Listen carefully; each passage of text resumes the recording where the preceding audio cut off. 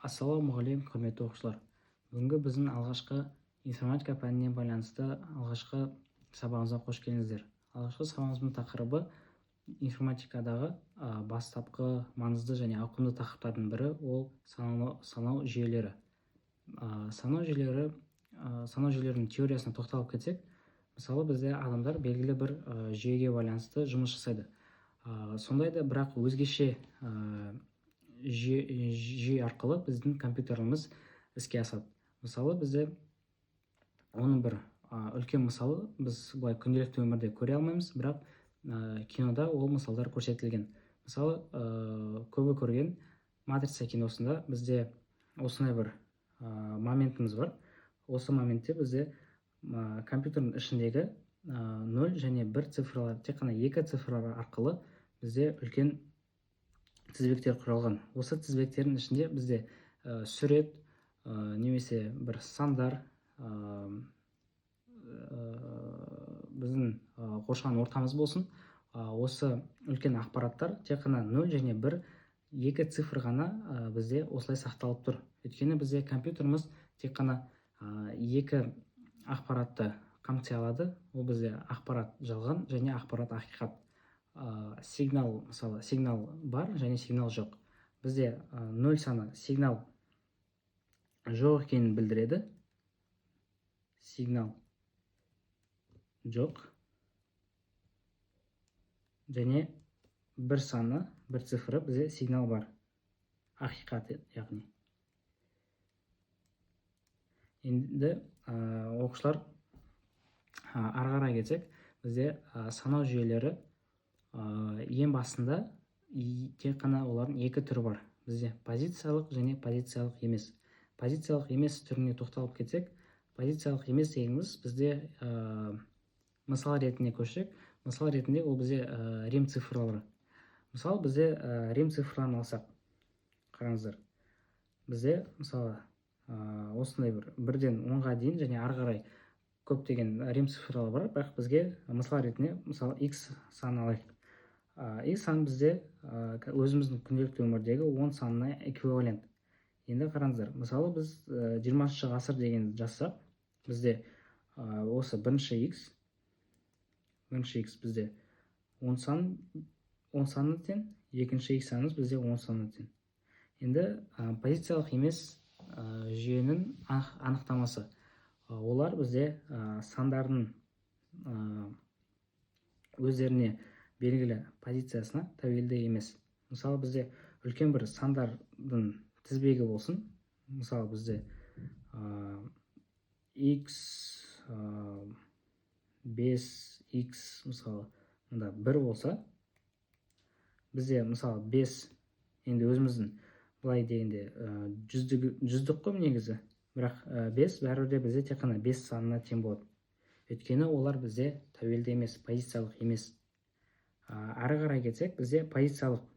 Позициялық ол бізде күнделікті өмірде қолданып жүрген 0-ден 9-ға дейінгі 10 цифрымыз. 10 цифр. Енді қараңыздар, неге олар позициялық? Мысалы біз 444 санын алсақ, қараңыздар, бізде мұнда әр санына бөлек тоқталып кетсек, бізде ең оң жағыңызда бізде 4 ол бірлік болады. Мысалы, осы 4 бізде ондық, және осы 4-міз бізде жүздік. Енді қараңыздар, осыған қарап біз сандардың позициясына тәуелді екенін қарай аламыз. Мысалы бізде 44 деген жай сан болса, немесе біз 157 санын алсақ, 157 сан ондық санау жүйесінде деп алсақ. Мысалы қараңыздар, 157 дегеніміз бізде 7 деген бірлік, 5 дегеніміз ондық, және 100 дегеніміз, осы 1 дегеніміз бізде жүздік болады. Сонда бізде сандардың өздерінің орналасқан позициясына тәуелді болады. Енді құрметті оқушылар, біз екілік санау жүйесіне және ондық санау жүйесіне тоқталып келсек, бізде екілік санау жүйесі бағанада айтылып кеткендей, ол бізде 0 және тек қана 1 сандардан құралады, цифрлардан құралады. Негізінде 2. Енді қараңыздар, бізде осы 2 цифрлар арқылы бізде үлкен бір тізбектер болуы мүмкін. Мысалы қараңыздар, 1101 саны болсын, екілік санау жүйесінде. Енді қараңыздар, осы жерде әрқайсысы 2-нің белгілі бір дәрежесіне байланысты біз оларды ондық санау жүйесіне аударыла аламыз. Қараңыздар, мысалы бізде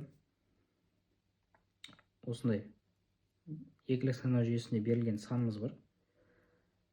Енді 10 жақтан бастап сол жаққа дейін біз оларды нөмірлеп шығайық. Мысалы бізде бірақ нөмірлеріміз бізде 1-ден емес, 0-дан басталады. 0, басқа түспен жазайын. 0, 1, 2 және 3. Енді қараңыздар, бізде екілік санау жүйесінен ондық санау жүйеге аудару үшін біз осылай нөмірлеп шығамыз. Енді қараңыздар, нөмірлеп шыққаннан кейін біз бөлек-бөлек осыларды бір-біріне қосып шықсақ, қосып шыққан мәнін табайық. Бізде қараңыздар, сонда осы 1 көбейтіледі 2-нің 0 дәрежесіне. 0 дегеніміз осы 0. Осыған қосамыз 0 көбейтілген 2-нің 1 дәрежесі. Қосылған 2 көбейтілген 2-нің квадраты көбейтілген 1. Қосылған 2-нің кубы көбейтілген 1. Енді сонда бізде қараңыздар, бізде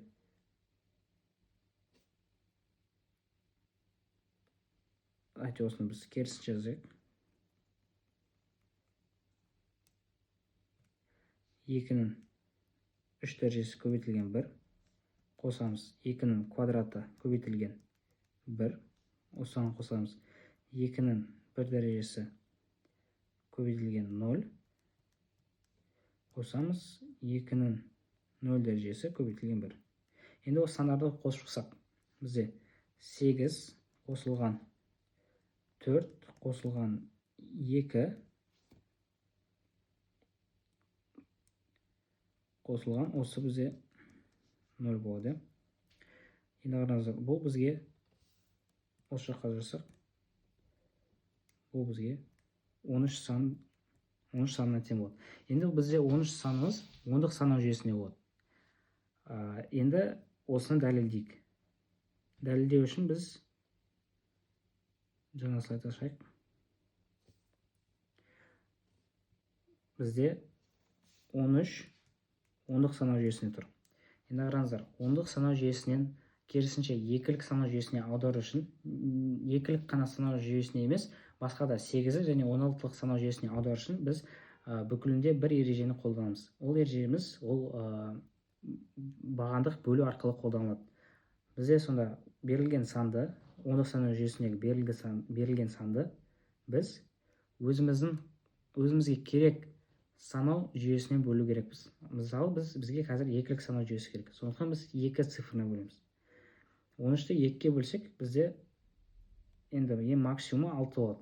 Ол бізде 12 азайтамыз, 1 қалады. Енді қараңыздар, бізде осы қалдықта біз тоқтап қалу керек емеспіз. Біз ары қарай осыны қайттан 2-ке бөле беру керекпіз. Өйткені 2-ке бөлсек, бізде 3-тен береміз. 6 азайтамыз, 0-ге тең. 0-ге тең болса да біз ары қарай жылжимыз. Мысалы, бізді 3-ті қайттан 2-ке бөлеміз. Қайттан 2-ке бөлгенде біз 1-ден береміз. 1-ден бергенде бізде 2 болады, оны азайтамыз, 1 болады. Енді қараңыздар, біз белгілі бір моментте тоқталу керекпіз. Ол моментіміз, мысалы қараңыздар, мұнда 12 емес дейікші, 13 санымыз 2-ден көп қой, сондықтан біз бөле аламыз. Ары қарай бізде 6 2-ден көп біз бөлеміз. 3 2-ден де көп оны бөлеміз. Бірақ қараңыздар, мұнда бізде бір саны бар. Бізде бір саны 2-ден аз болады.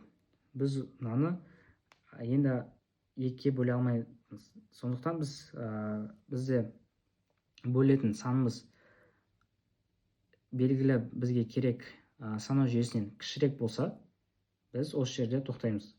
Енді біз өз жауабымызды жазу керекпіз ғой. Өз жауабымызды қалай жазамыз? Қараңыздар.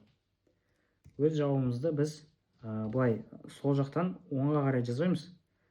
Мысалы былай 1 0 1 1 деп. Керісінше біз осы жерде ережемізге сай біз қалдықтарындағы сандарды оң жақтан солға қарай жазып шығамыз. Мысалы сонда бізде 1 1 0 және 1 сандар.